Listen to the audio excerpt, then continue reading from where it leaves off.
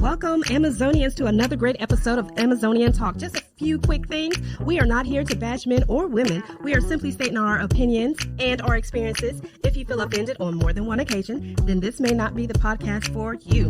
We ask that you don't leave or call in with discriminatory or rude comments. If you didn't think about what you were going to say first, then it's probably not wise to say it at all.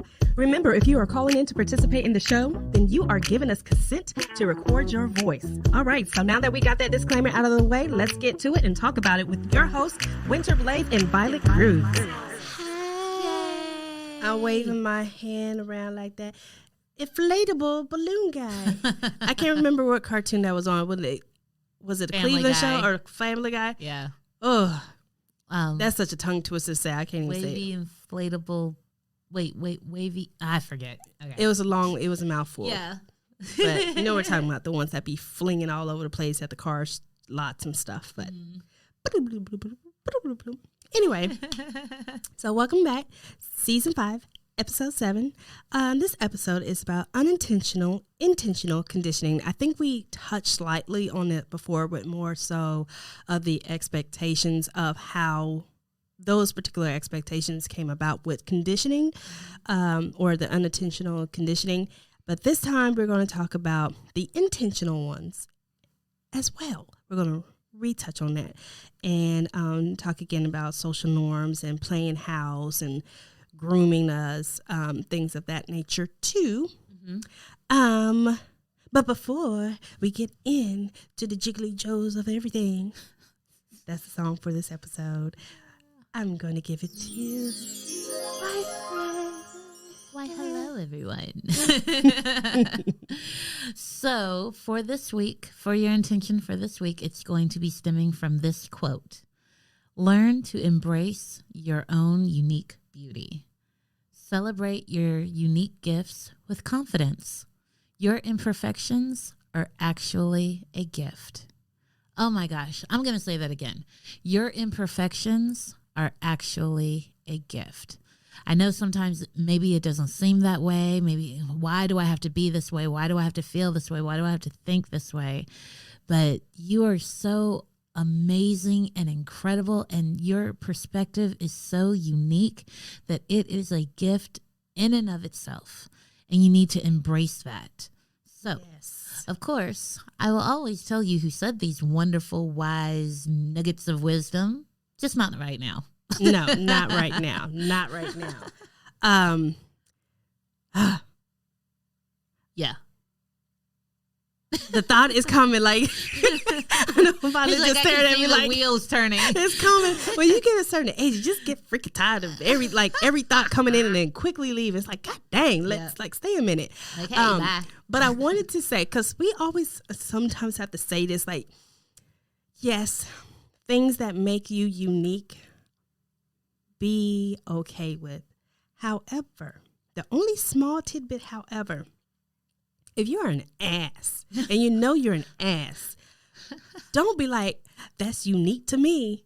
No. I'm uniquely an ass. Yes. That's something you need to work on. So know the difference. Yes. Funny. That's what I wanted to make sure I, threw in there for a little hot second before we come back to you guys. Mm-hmm. Hey, Amazonians. You've put some listening hours into us, so we want to give you a little extra back. Female Creations and 100% Pure are some of the many affiliates we've partnered with. Female Creations is where you can buy unique and quirky gifts for yourself or others. 100% Pure? Well, it's just that. Soaps, moisturizers, and much more are made with 100% pure ingredients. They even have fruit pigmented makeup. Visit our website, AmazonianTalk.com, and use the links there to get special discounts. Hey. Hey. So, when Violet said her quote, it made me think of this. We do not own the rights to these songs. I'm really hoping that we don't be having no issues because we know, okay? Yes. So, what I thought about was Miss Gaga, Born This Way. And I'm not sure why we can't hear it, guys. Well, maybe we're gonna have to play it again later. Maybe it'll come through later. Because I don't know. I don't know. Anyway, so everybody should know that song. I was born this way. Come on now. Yes.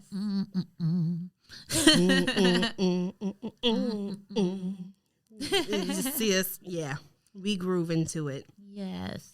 But this episode is about unintentional, intentional conditioning. There's a couple things that I also saw on social media that I want to throw out there because, now that we're having these conversations and thinking about it a little bit more, think about, I think mainly millennials, because we're that generation that we're opening up about therapy and emotions and things of that nature, and how the generation before us, their conditioning has been to basically shut up and put up.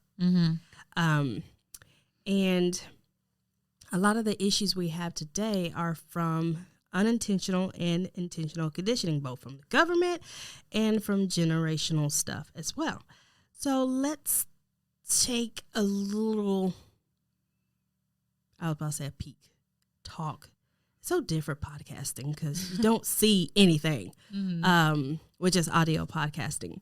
But something I ran across was a guy that was talking about how their condition, he was giving his opinion. And I never thought about it this way with, with little girls, we're taught at an early age how to clean, that we should be cooking, that we should be catering, all of these servitude things.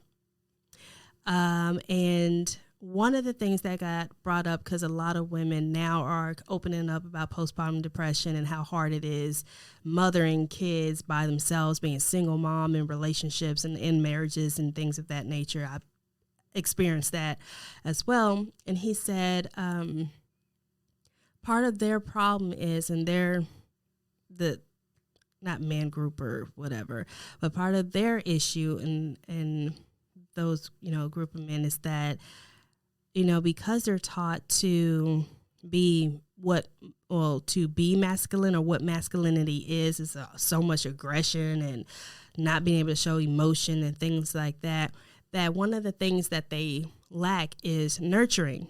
And then because they're shunned for playing with dolls and caring for a doll or whatever, early on, whereas the little girl is taking care of the baby, make sure they're fed and clothed and diapered and all that stuff, that the boys miss out at that whole impression. I would call it an impression. And so when they get older, they don't understand what their wives or girlfriends are going through because they didn't have that first impression of this is what it looks like to hold a baby, to talk to one, or, to share it with someone else. And, there's none of that. It's let's go outside and throw rocks at something. Let's go beat something up. Let's go kill a bug. Let's go do, those particular activities. And when he mentioned that, I never thought of it in that way of, no, what do y'all get exposed to early on that deals with helping women later? And I couldn't really think of anything, because what women ask for now is, we need your help. We need your help. But early on, we were playing by ourselves. We were doing these particular tasks by ourselves, or with our, other little kid friends that were female, or, and I cannot recall what I saw boys doing that was helping or being helpful, that, fast forward to the future, that shit, I'm doing the same things I was doing as a kid, vacuuming, cleaning, cooking, taking care of dolls or whatever, talking to the dolls. I didn't see that. And so for him to say that that's what they're missing out on growing up, it was like, wow, I never correlated just having that impression for boys as a young age to be able to know when I have a wife, when I have a girlfriend, that she's going to need me to talk to her. She's going to need me to help her with the bills or whatever, and not just go out and make the bacon, bring it home, and that's it. Mm-hmm. Well, I think I have a different view on it because A, I have a boy and a girl, and B, I come from a household that had a boy and a girl. And my brother, despite all his faults, is a big mushball. And he's humongous. He's huge. But I think because of his exposure to strong women and having, younger cousins and siblings and stuff, it was a little different for him. Jumping off of that and, looking at my own kiddos, my son has the biggest heart I've ever seen.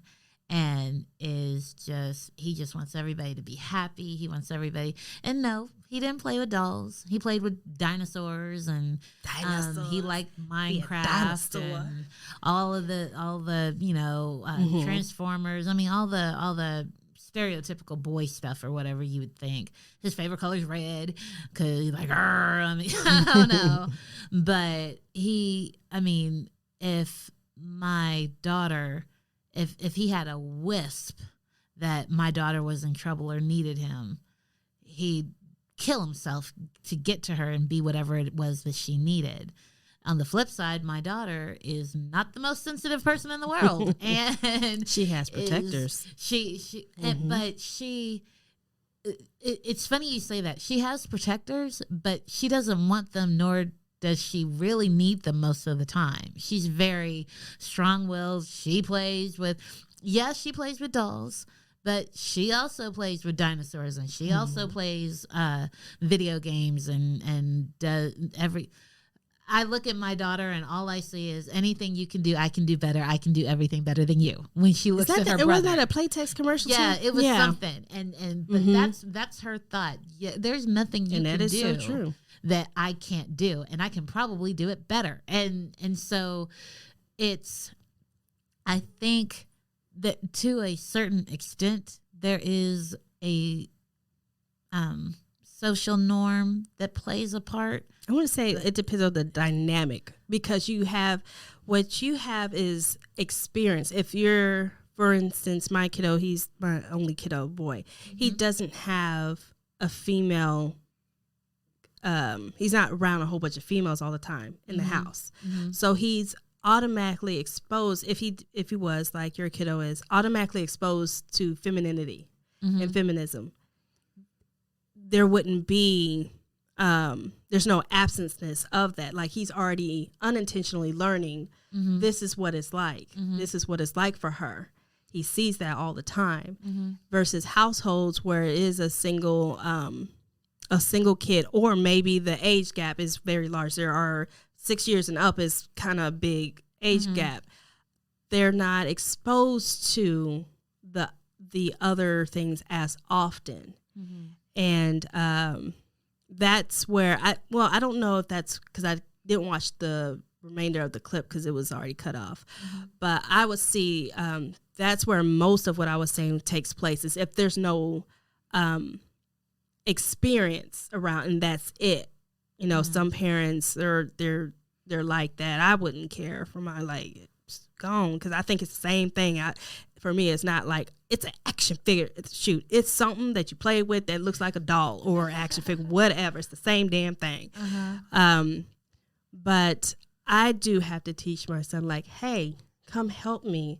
This is how I feel. This is what generally what we do. And I've actually had to have a conversation with him as to, like, why you can't hit girls back, or what boys and girls do when they like each other and don't know how to show it. And this is the steps you have to take, because girls are like this and boys are like this, even though you don't feel that way right now, you know, having those particular conversations.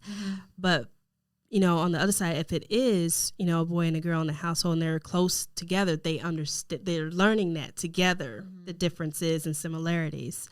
But it's just interesting how when you're dealing with single parent households, doesn't matter male, mom or dad, single parent household, how some of the characteristics ends up being the same into the next relationship.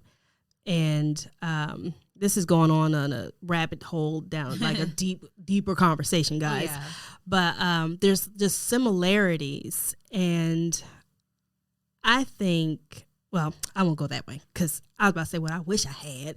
But yeah, that's what my point was if they didn't have the other to learn from. Yeah. I'm a softie. I feel like a softie. Yeah, but just we have to think about what it really means to be unintentional conditioning, and that's where I think the generational trauma also steps in, because we don't realize it until we're trying to get out of it. We don't realize, I did the same thing as this person or this parent or whatever. Oh, we all doing this similar or whatever. Like, there's a lot of things that we're trying to fix now. The generation we're trying to fix now.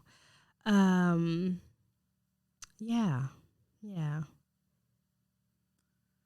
Well, I mean, I came from a household that I experienced both the single parent vibe, and then my mom got married and I experienced a household with a mom and dad.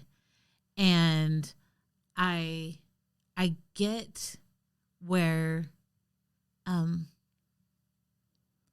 was just different. It's a deep conversation because we have to think, we have to reel it back and kind of start digging. Because I can't. I saw how my mom was and how she is now and everything, and I learned so much and I got so much from her, and I'm sure my brother did too. And both experiences were positive. And then when my dad came into the mix, it was different, but it was still positive, and there was still. I guess it really has to do with the environment that you that's cultivated. Cultivated as to whether it's going to be a negative experience or not. Like if you have someone who's constantly looking at the glass half empty, then there's going to be that negative type of vibe in that whole environment. But my mom was just the opposite, and no matter what, the glass was half full, and we were blessed, and we were good, and no matter what, we were going to get through, and everything was fine. And my brother, you're brilliant. Me, I'm brilliant, obviously. And it was just like, but it was just a positive vibe. So really, I think, yes, society plays a role, but I really think it comes down to the environment that's cultivated. Yes. What's accepted, what's not accepted, what the rules are, what the leading factor in that house, whether it be mom, dad, grandma, who the leading factor in that house is, what the type of environment that they're creating. Yeah, everything stems from what we've learned and what that person has learned. We learn from the next up, from the past up. We all do. And we're all conditioned by, we say, our village. Our village is all our social norms, what we interact with. It's a whole pool of how we're all shaped, and we talked about being a product of our environments and things like that. We're all shaped by something. Yeah. So, so we ran this a little long. I know you're like, what is the gift? Can you get to the gift, or can you get to the giveaway? So yes, we will get to the giveaway. It is a Cocoa Pebbles headband. It is a blue little Cocoa Pebbles headband, and I think it's the type of headband so you could put around your forehead/head area of hair so that you don't get makeup all up in your hairline. I believe that's what it is. It's in the package. Yep. For your ASMR fix. Oh my gosh. Yes. And like usual, please submit by Wednesday. You know how to do that by now. We're 5 seasons in. Yep. And your giveaway Amazonian phrase. Thank you. I didn't want to put an in there. Right. No. Oh, and I did anyway. Gosh. Yes, Anyway, you did. So, of course, your Amazonian phrase is the person who gave us the quote for our intention for the week, which the intention was, or rather the quote was, learn to embrace your own unique beauty, celebrate your unique gifts with confidence. Your imperfections are actually a gift. Miss Carrie Washington said that. Miss Carrie Washington. Scandalous. No, I'm kidding. Oh, yes, watch Scandal. So, yes, that is your Amazonian phrase for the week. So make sure you get that submitted by Wednesday, which, of course, you already knew that. Also, this week, go check out our website, AmazonianTalk.com. See who we are affiliated with and what deals you can get. And then if you're just trying to figure out something to listen to that is entertaining as well as informative, check out our previous episodes. In fact, go to your favorite one and then grow from there. We have a lot of stuff that we've said that we don't remember. So Yeah, that one. And you can also make sure that you check us on our Wisdom Talk next week on Mondays at 11 Wisdom o'clock. Talk is a new app, not WhatsApp. That's not the same thing. Right. Wisdom Talks. Yes. Yes. So Mondays at 11 a.m. CST. Yes. Also, of course, as I say every week, we absolutely love hearing from you. We love listening to your thoughts, ideas, observations, witty commentary. We love it all. So continue to submit that to us on Twitter. You can send us an email, drop us a line. Just let us know what you're thinking, because we want to make sure that we're giving you content that is both entertaining, informative, and applicable to you. So, now for You didn't say that word all of season 4. what? Applicable. Applicable. Applicable. Mm-hmm. It just came to me just now. You said in the season prior. I did That one. Mm-hmm. I have no idea. I will take your word for it. So, but of course, I know you're anxious to know what our next episode is going to be. That pauses in there. Oh, I thought I was like, oh, okay, you throwing it back to me? Because the next episode is how long is too long to respond? Yes. Yeah. Am I too impatient? I feel like I'm impatient. You probably are. I If you feel that way, you probably are. I probably am. So. Yeah. I have a time limit too, so you'll find out when you tune into that episode what it is. See y'all later. Alrighty.